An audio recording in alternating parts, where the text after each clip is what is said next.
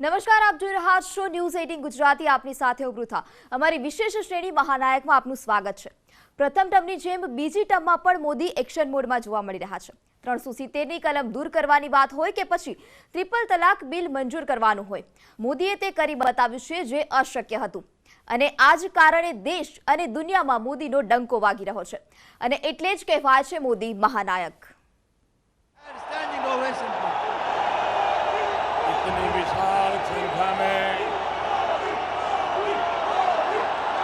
आप सबको बहुत बहुत नमस्कार।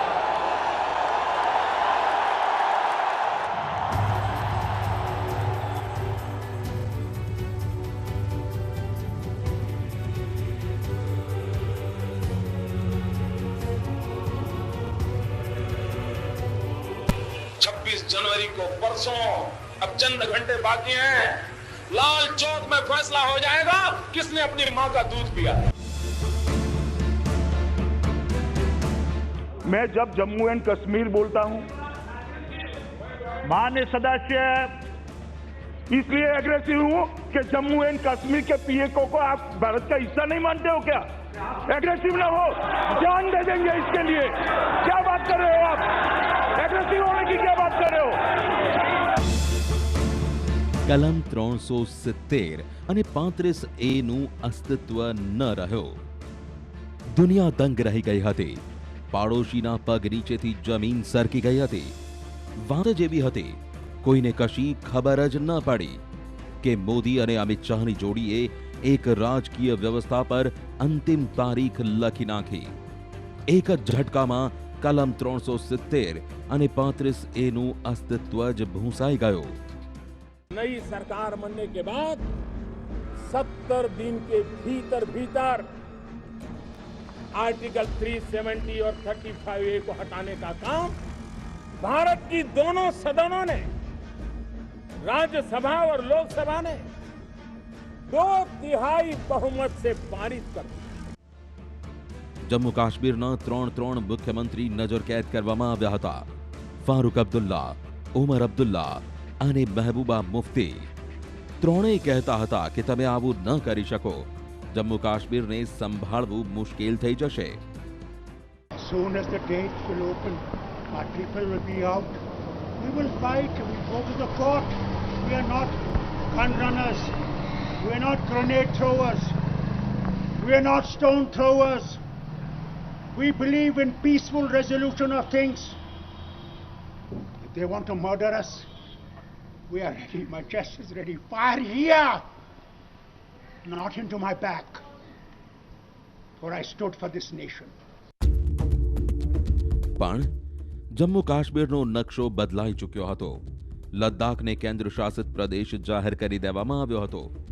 બાકીના જમ્મુ કાશ્મીરને કેન્દ્ર શાસિત પ્રદેશ જાહેર કરી દેવામાં આવ્યો. પ્રધાનમંત્રી નરેન્દ્ર મોદીએ તે કામ કરી દેખાડ્યું હતું જેને અડવાની પણ દેશના 13 પ્રધાનમંત્રીઓએ હિંમત સુદ્ધા નહોતી કરી. મોદીના આ હિંમત ભર્યા નિર્ણયથી દેશભરમાં ખુશીની લહેર હતી. રાષ્ટ્રીય સુરક્ષા સલાહકાર અજીત દોભાલ ખુદ કાશ્મીરમાં મેદાને ઉતર્યા હતા. અમિત શાહ બેઠકો પર બેઠકો કરી રહ્યા હતા, જ્યારે નરેન્દ્ર મોદી કહી રહ્યા હતા, અમે ઇતિહાસ બદલી નાખ્યો છે. કાશ્મીરમાં આપણે 370ની કલમ મામલે જે કર્યું એ પણ ખૂબ સરસ કેન્દ્ર સરકારનું નોંધનીય પગલું, જે માનવામાં આવતું હતું કે કોઈ નહીં કરી શકે પણ એ કર્યું. ચૂંટણીમાં જે નારો ગુંજ્યો હતો તે નારાને પ્રધાનમંત્રી નરેન્દ્ર મોદીએ સત્તાની ધુરા સંભાળ્યાના 100 દિવસની અંદર સાર્થક કરી દીધો કે કેમ કહેવાય છે, મોદી હૈ તો મુમકિન હૈ.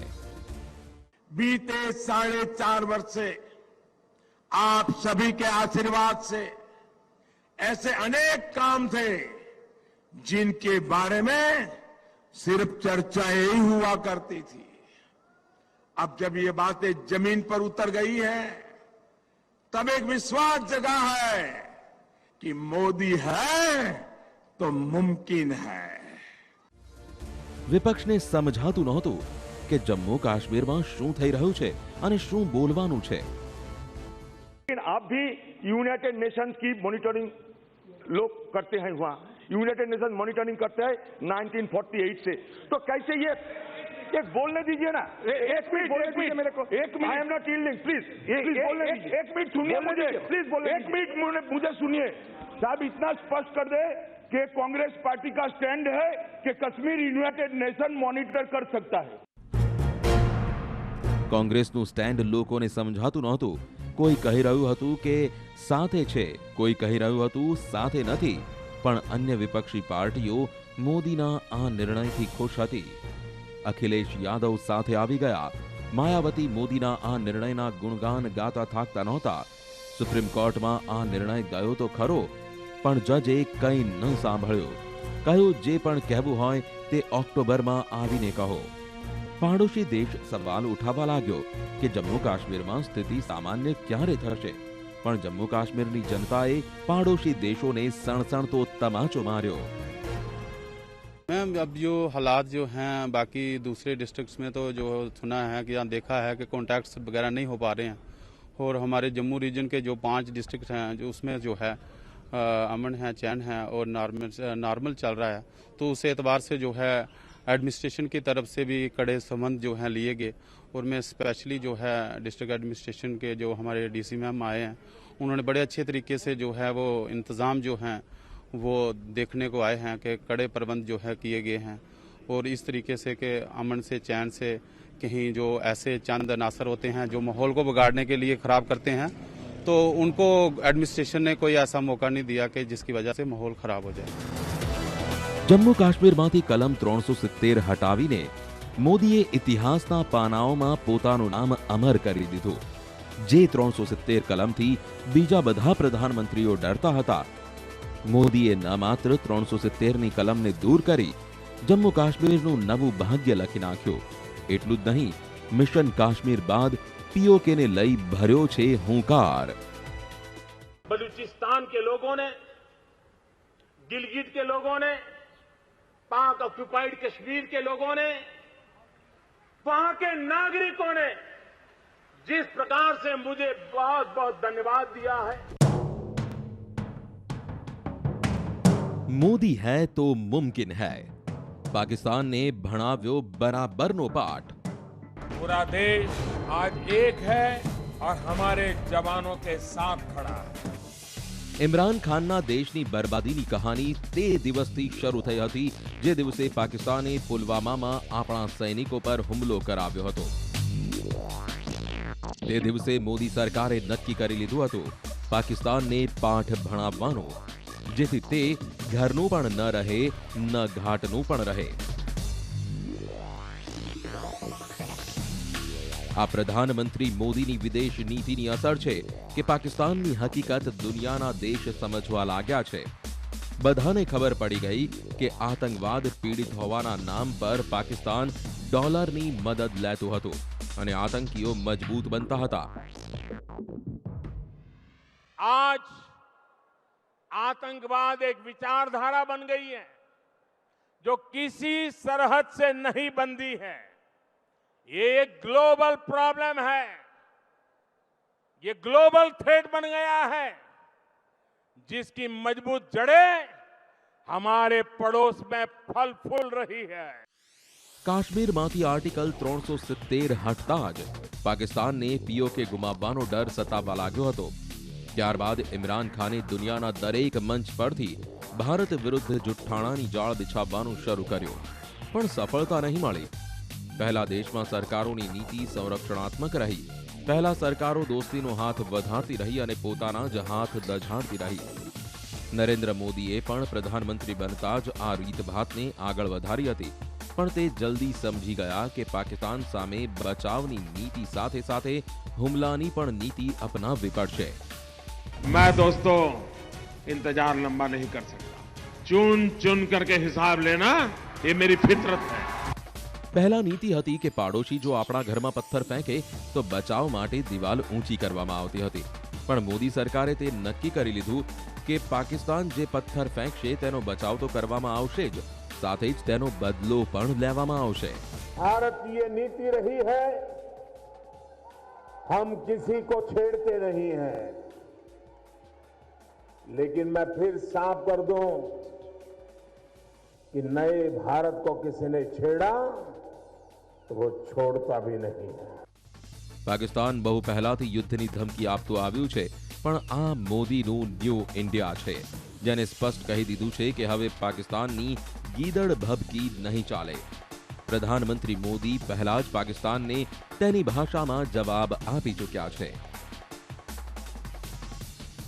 ठीक किया ना मैंने, वरना आए दिन हमारे पास न्यूक्लियर बटन है, न्यूक्लियर बटन है, यही कहते थे हमारे अखबार वाले भी लिखते थे पाकिस्तान के पास भी न्यूक्लियर है। तो हमारे पास क्या है भाई, ये दिवाली के लिए रखा है क्या? મોદીની કૂટનીતિએ પાકિસ્તાનને એવો પાઠ ભણાવ્યો કે ન મુસ્લિમ દેશો સાથે રહ્યા, ન અમેરિકાનો સાથ મળ્યો, ન ચીનનો સાથ મળ્યો। પહેલા પાકિસ્તાને સંયુક્ત રાષ્ટ્રના દરવાજા ખટખટાવ્યા, પણ કોઈ સુનાવણી જ ન થઈ। पनाह देने वाले, आतंकवाद को प्रोत्साहन देने वाले, आतंकवाद को एक्सपोर्ट करने वाले, ऐसी सारी ताकतों को, दुनिया की ताकत को जोड़ करके आतंकवाद को नष्ट करने की प्रयासों में भारत अपनी भूमिका अदा करे। मोदी है तो मुमकिन है, ट्रिपल तलाकનું કલંક મિટાવ્યો। अरबिक कंट्री, इस्लामिक कंट्री, मजहब परस्त कंट्री भी अपने समाज की खवातीनों के लिए बदलाव करने की कोशिश कर रहे हैं। तो हम तो एक डेमोक्रेसी हैं, हम तो एक सेक्युलर कंट्री हैं, तो यहाँ पर क्यों नहीं होना चाहिए? બધો વિરોધ એક તરફ અને પ્રધાનમંત્રી નરેન્દ્ર મોદીનો આત્મવિશ્વાસ એક તરફ। તે કહી રહ્યા હતા કે જે દિવસે તક મળશે તે દિવસે ટ્રિપલ તલાક બિલનું કલંક મિટાવીશું, અને મોદી જે બોલ્યા તે મુજબ કર્યું પણ ખરું। પ્રથમ ટર્મમાં અધૂરું રહી ગયેલું કામ બીજી ટર્મના શરૂઆતના જ દિવસે પૂર્ણ કર્યું। 84ની સામે 99 મતોથી ટ્રિપલ તલાક બિલ પાસ થયો।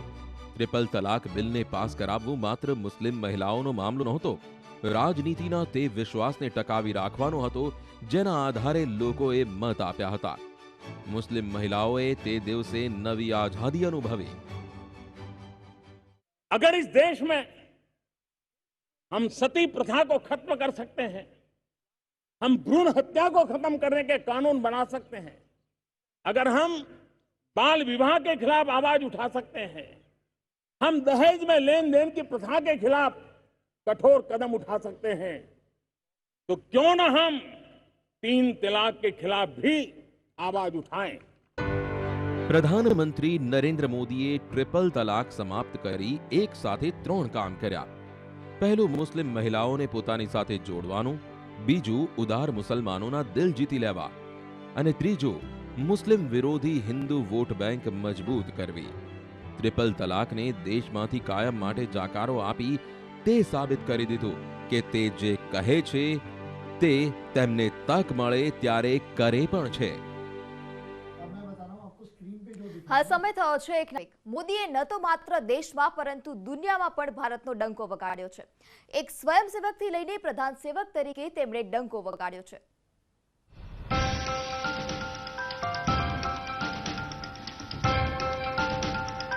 इतिहास में नाम अंकित करने के लिए न मोदी पैदा हुआ है, न मोदी का वो मकसद है।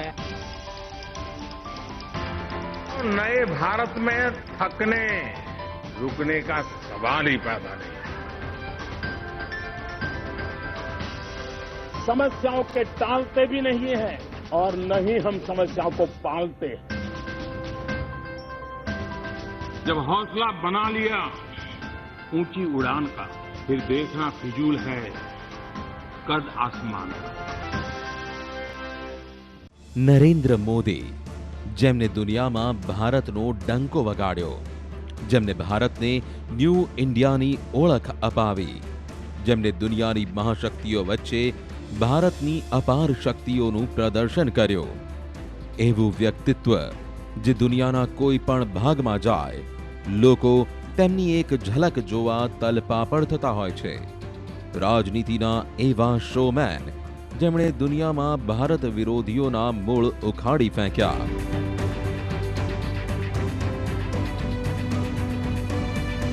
ભારત અને ભારતીયોને નવી ઉર્જાથી ભરનારા સપનાના સોદાગરનું નામ છે નરેન્દ્ર મોદી।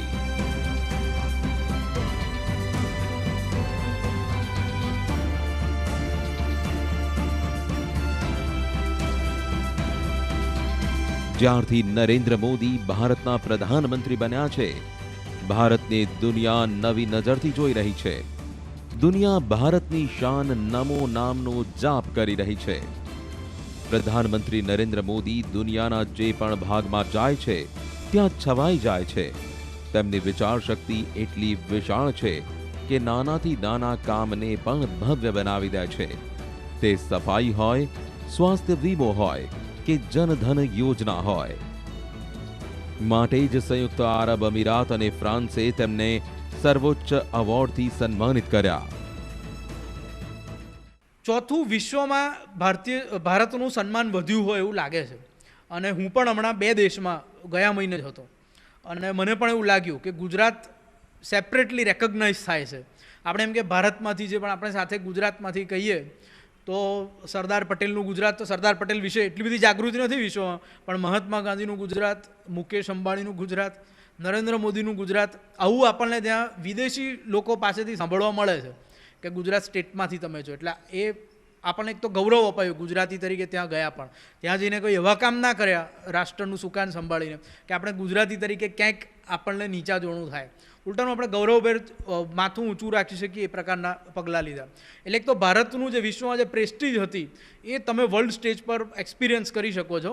અને તમે વિદેશના છાપા કે વિદેશના મેગેઝિન સર્ચ કરો અને એમાં નરેન્દ્રભાઈ વિશે જે છપાય છે જુઓ તો પણ તમને લાગે. તેનાથી સારી વાત શું હોઈ શકે કે સંયુક્ત રાષ્ટ્ર ભારતના પ્રધાનમંત્રીને દુનિયાના સૌથી મોટા પર્યાવરણના પુરસ્કાર ચેમ્પિયન્સ ઓફ ધ અર્થથી સન્માનિત કરે. સત્તાના 6 વર્ષમાં જ પ્રધાનમંત્રી નરેન્દ્ર મોદીને દુનિયાના 6 દેશ પોતાના દેશના સૌથી મોટા નાગરિક સન્માનથી સન્માનિત કરી ચૂક્યા છે. આ સન્માનોથી ન માત્ર મોદીનું માન વધતું પણ દેશનું માન પણ વધે છે. તે વિશ્વાસ વધે છે કે આપણે જે પથ પર આગળ વધી રહ્યા છીએ તેને દુનિયા બિરદાવી રહી છે. મોદીએ ભારતને લઈ વિશ્વની દ્રષ્ટિ બદલી છે.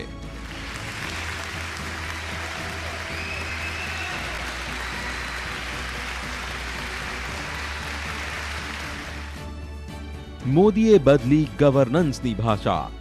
और मैं आपको विश्वास दिलाता हूं भाइयों बहनों, मैं मेरे सरकार के साथियों को भी कहता हूं, अगर आप 12 घंटे काम करोगे तो मैं 13 घंटे करूंगा, अगर आप 14 घंटे काम करोगे तो मैं 15 घंटे करूंगा. क्यों? क्योंकि मैं प्रधानमंत्री नहीं, प्रधान सेवक के रूप में आपके बीच आया. 10 કરોડથી વધુ શૌચાલયનું નિર્માણ અને દુનિયાનું સૌથી મોટું સફાઈ અભિયાન ચલાવ્યા બાદ હવે પ્રધાનમંત્રીએ પ્લાસ્ટિક કચરા મુક્ત ભારતનું બીડું ઉપાડ્યું છે. સ્વચ્છ ભારત અભિયાનનો ભાગ હતું સ્વચ્છ ઇંધણ. 2016માં પ્રધાનમંત્રી નરેન્દ્ર મોદીએ ઉજ્જવલા યોજના હેઠળ ગરીબી રેખા નીચે આવતા પરિવારોને મફતમાં ગેસ સિલિન્ડર આપવાની યોજના શરૂ કરી હતી. ઉજ્જવલા યોજનામાં 7 કરોડથી વધુ મહિલાઓને ગેસ સિલિન્ડર આપવામાં આવ્યા. ઉજ્જવલા યોજનાથી ગરીબોના ઘરમાં રસોઈ ગેસ પહોંચાડવામાં આવ્યો. साथियों, औरंगाबाद आज एक और बहुत बड़ी सिद्धि का साक्षी बन रहा है. ये सिद्धि आपकी है, देश की करोड़ों बहनों की है. उज्ज्वला योजना के तहत 8 करोड़ मुफ्त गैस कनेक्शन देने का जो संकल्प हमने लिया था वो आज इस मंच पर इन लाखों बहनों की हाजिरी में सिद्ध हुआ है. ગરીબોના ઘરોમાં લાવ્યા અજવાળો. આઝાદીના આટલા વર્ષો બાદ પણ દેશના કેટલાય ભાગોમાં અંધારું હતું, પણ સરકારે ગત વર્ષે 19,000 ગામોમાં વીજળી પહોંચાડી દેશના દરેક ઘરમાં અજવાળું ફેલાવ્યો. પ્રધાનમંત્રી નરેન્દ્ર મોદીની ખાસિયત જ તે છે કે ગત સરકારોએ જે મુદ્દાઓને હાંસિયામાં ધકેલી દીધા હતા, જેમ કે વીજળીનો મુદ્દો, રાંધણ ગેસનો મુદ્દો, પ્રધાનમંત્રીએ તે મુદ્દાઓને દેશની ગરિમા સાથે જોડી દીધા. 5 ટ્રિલિયનની અર્થવ્યવસ્થાનું સપનું. બીજી ઇનિંગ્સ સંભાળતા જ નરેન્દ્ર મોદીએ 5 ટ્રિલિયનની અર્થવ્યવસ્થાનું સપનું જોયું. પણ ગ્લોબલ મંદીએ પ્રધાનમંત્રી નરેન્દ્ર મોદીના આ સપનાને ધૂંધળું કર્યો. જીડીપી વિકાસ દર 5%એ આવી ગયો ઓટો સેક્ટરમાં કડાકો બોલી ગયો. મારુતિ જેવી કંપનીઓમાં છટણી શરૂ થઈ. એક તરફ નોકરી મેળવવી લોકો માટે મોટો પડકાર છે. દુનિયામાં આર્થિક વિકાસની ગતિ મંદી પડી છે. તેની અસર ભારતની અર્થવ્યવસ્થા પર પણ પડી શકે છે. પણ પ્રધાનમંત્રી નરેન્દ્ર મોદીએ ન માત્ર બેંકોના વિલીનીકરણનો નિર્ણય લીધો, પણ રિઝર્વ બેંક પાસેથી પણ પૈસા લઈને કડક અને મુશ્કેલ નિર્ણય લીધો. $5 ट्रिलियन इकोनॉमी, इसका सपना संजोया है. 130 करोड़ देशवासी अगर छोटी छोटी चीजों को लेकर चल पड़े तो $5 ट्रिलियन इकोनॉमी कईयों को मुश्किल लगता है, वो गलत नहीं हो सकते हैं, लेकिन अगर मुश्किल काम नहीं करेंगे तो देश आगे कैसे बढ़ेगा. 2014માં તાજપોશી બાદ નરેન્દ્ર મોદીએ જીએસટી લાગુ કરવાનો ઈરાદો વ્યક્ત કરી દીધો હતો. તે પળાવી 2017માં જ્યારે સંસદના સેન્ટ્રલ હોલમાં આર્થિક આઝાદીને લઈને ઐતિહાસિક નિર્ણય લેવાયો હતો. કાશ્મીરથી કન્યાકુમારી અને કચ્છથી કટક સુધી દેશ એક હોય તો ટેક્સ એક કેમ નહીં? જે કામ પહેલા ફાઇલોમાં દમ તોડી રહ્યું હતું તેને નરેન્દ્ર મોદીએ એક નવી જિંદગી આપી. कोई वस्तु कितनी ही दूर क्यों न हो, उसका मिलना कितना ही कठिन क्यों न हो, वो पहुंच से कितनी ही बाहर क्यों न हो, कठिन तपस्या और परिश्रम से उसे भी प्राप्त किया जा सकता है, और ये आज हुआ है. પ્રધાનમંત્રી બન્યા પહેલા નરેન્દ્ર મોદીએ કાળા નાણાંને લઈ વચન આપ્યો. આ દિશામાં નરેન્દ્ર મોદીએ ત્યારે ડગલું માંડ્યું જેની કોઈને ખબર પણ ન પડી. एक ऐसी सरकार जो आपकी आकांक्षाओं को पूरा करने के लिए पूरी ताकत लगा देगी. बीते 100 दिन में देश ने इसका ट्रेलर देख लिया है. 8 નવેમ્બર 2016માં ભ્રષ્ટાચારની વાત હંમેશા થતી રહી, પણ તેના પર નિર્ણાયક વાર નરેન્દ્ર મોદીએ જ કર્યો. તેની અસર તે છે કે નાણામંત્રી અને ગૃહમંત્રીના પદ પર રહેલા લોકો પણ જેલના સળિયા પાછળ છે. કેટલાય મોટા અધિકારીઓની હકાલપટ્ટી થઈ. हमें पीछे मुड़कर निराशा नहीं होना, हमें सबक लेना है, सीखना है, आगे ही बढ़ते जाना है और लक्ष्य की प्राप्ति तक रुकना नहीं. हम निश्चित रूप से सफल होंगे. हम मिशन के अगले प्रयास में भी और उसके बाद के हर प्रयास में भी कामयाबी हमारे साथ होगी. જ્યારે ચંદ્રયાન 2 પોતાના મિશનની એકદમ નજીક પહોંચી થોડા અંતર માટે રહી ગયો, જ્યારે વૈજ્ઞાનિકોના ચહેરાઓ પર નિરાશા છવાઈ ગઈ, જ્યારે આખો દેશ ઉદાસ હતો, ત્યારે પ્રધાનમંત્રી નરેન્દ્ર મોદીએ ન માત્ર ઇસરો પ્રમુખને તાકાત આપી, પણ ત્યાં દરેક વૈજ્ઞાનિકોનો જુસ્સો વધાર્યો. મુશ્કેલ પળમાં તે બતાવ્યો કે નેતૃત્વ શું હોય છે. પ્રધાનમંત્રી નરેન્દ્ર મોદી પોતાના નિર્ણયોથી બધાને ચોંકાવે છે, પણ તેમના નિર્ણયોમાં તે સાહસ હોય છે જેનાથી મોટા મોટા ધુરંધરો પણ ડરતા હોય છે.